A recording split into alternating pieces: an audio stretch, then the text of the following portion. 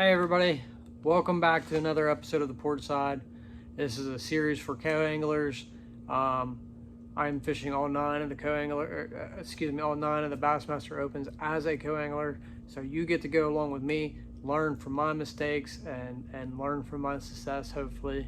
And today I was just out here in the garage and preparing for the next Open and getting ready. We're going up a couple days early for vacation. But we're driving right past the destination to another body of water that is, we'll get into that in a second. Anyhow, guys, stop number 5 of the year, stop number 2 of the Northern Division is on Oneida Lake in, I guess it's central New York, north central New York. Oneida Lake is a 30,000 acre body of water, roughly. It doesn't take pressure that well. And the guys don't necessarily spread out. You're going to probably be fishing in somewhat of a crowd. If you get something off to yourself, that's usually a good thing, but most of the guys don't end up doing that, it seems like. I could be wrong. Maybe this one will be different. Anyhow, I have some experience going up there. This will be my third tournament, my second Open, but my third total tournament up there. I've had pretty good success so far. Last year in the Open, I finished in the top 20. So we're looking to repeat that this year. And actually, we're looking to win. I don't know what I'm talking about. I want to win. Like I said, we are going a couple days early, but I'm driving right past Oneida and going to the St. Lawrence for a few days.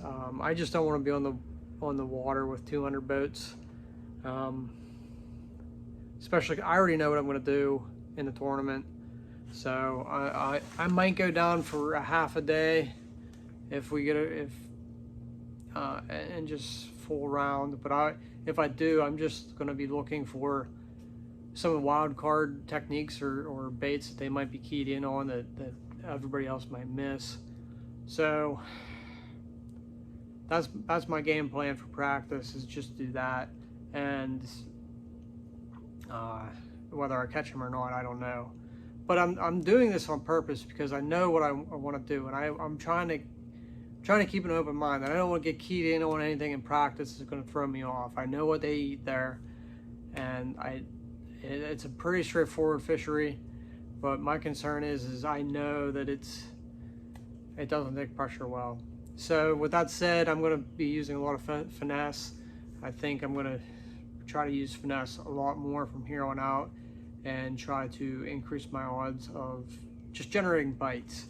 I think as a co-angler, that's a big thing, is you just want to generate bites. Whether they're big or small, it doesn't matter. As long as you're getting bit, you're doing something in the right direction, and a finesse application is by far the best way to do that. So I am going to be spinning rod heavy, which isn't really stepping that far out on the ledge on a smallmouth fishery. But it still kind of is stepping out on a ledge for me. I used to be an excellent finesse fisherman. Drop shot was something I did. I mean, Aaron Martins was my hero, as it was for many of you, I'm sure. And I watched him in Pittsburgh just do very well on a drop shot. And I took that away from there. I was much younger then. I took that away and I applied it to my own fishing, and I did very well. And somewhere along the way, I got out of finesse fishing, and I'm trying to force that power thing out of the back of the boat, and it's working. It's working. If you follow along at all, you know that I'm either catching really big fish or really small fish, and my really big fish are the power fishing techniques. They pull through. They have pulled through for me for that. They do catch big fish, but I still need to learn when to put that rod down and pick up the spinning rod and throw that finesse to just increase my bites. If like the last one, for example, I finished in 44th. One more bite, and I had that bite. One more bite, and I'm in the top 30 for sure, but probably top 20. And with that said, I'm also 8th in overall points. So that's something I'm shooting for. I got a lot of competition out in front of me that's really good. These kids are really good. But it's nothing that can't be undone. Every day is a new day, a new opportunity to gain a little traction on those guys. And if anybody could do it, it's me. I know that. Not being arrogant, but I can do it. I definitely can. And I don't know. I'm trying not to think about the AOY points. I'm just going to roll with it, man. You just go have fun. Focus on the next bite. Easier said than done sometimes. So anyhow, guys, I think it always takes for the co-anglers, it always takes that 9 to 10 pounds a day to win. You know, you right around that 20-pound mark, maybe 21 on a good year, or 22. It's going to be in somewhere in that ballpark, and it's doable on that lake. That lake has some quality in it. The smallmouth have just completely blown up, and there's still a good solid largemouth bite population in that lake. So with that said, I obviously have to play it by ear. I have in my head a few techniques and applications that I want to try depending on what my boater does. If they're shallow, I have things that I'm going to apply. If they're in the grass, I know what I'm going to do. If they're on the grass edges, I know what I'm going to do. And if they're out deep, again, I know what I'm going to do. And all these techniques will catch fish.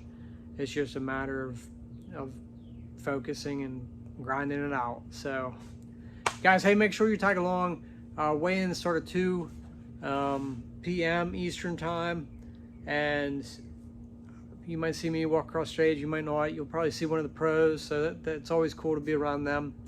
And hey, just tune in and watch. It's not a bad thing. It's always good to just partake and enjoying the festivities with everybody.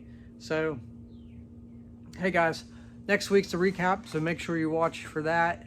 And until next time, get out there and get on the water yourself, guys. There's no sense in sitting on the couch. Get out there. I'll talk to you later. Bye.